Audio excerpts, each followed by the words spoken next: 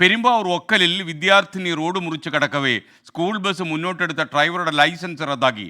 പെരുമ്പാവൂർ മെക്ക സ്കൂളിലെ ഡ്രൈവർ ഉമ്മറിനെതിരെയാണ് നടപടി. ബസ് വിദ്യാർത്ഥിനിയെ ഇടിച്ചു വീഴ്ത്തിയിരുന്നു. തലനാരിഴയ്ക്കാണ് വലിയൊരു അപകടം ഒഴിവായത്. പ്രേക്ഷകരിപ്പോൾ ആ ചിത്രം കണ്ടില്ലേ, നമ്മൾ നടുങ്ങിപ്പോകുന്ന ഒരു ദൃശ്യമാണ് നമ്മളിപ്പോൾ കണ്ടത്. രാഹുൽ വിജയൻ ചേരുന്നു വിവരങ്ങളുമായി.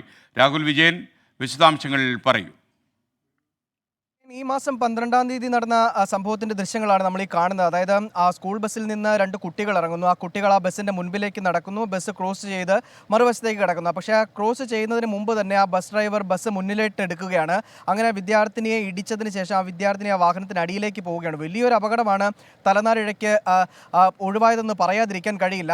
അതുകൊണ്ട് തന്നെ പോലീസ് ഈ വിഷയത്തിൽ കേസ് എടുക്കുകയും ചെയ്തിരുന്നു. പെരുമ്പാവൂർ പോലീസാണ് കേസ് എടുത്തത്.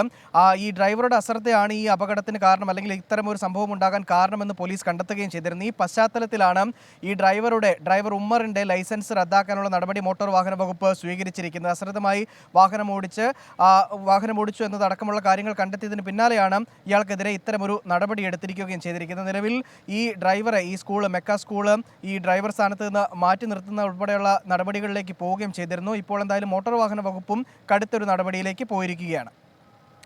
രാഹുൽ വിജയനാണ് വിവരങ്ങൾ നൽകിയത്. എന്തായാലും കുട്ടി രക്ഷപ്പെട്ടു എന്നുള്ളത്, ആ അപകടം കാണുമ്പോൾ നമുക്ക് ഇനി രക്ഷപ്പെടാൻ കഴിഞ്ഞോ എന്ന് അത്ഭുതം തോന്നും. എന്തായാലും രക്ഷപ്പെട്ടു എന്നറിയുമ്പോൾ വലിയ ആശ്വാസം.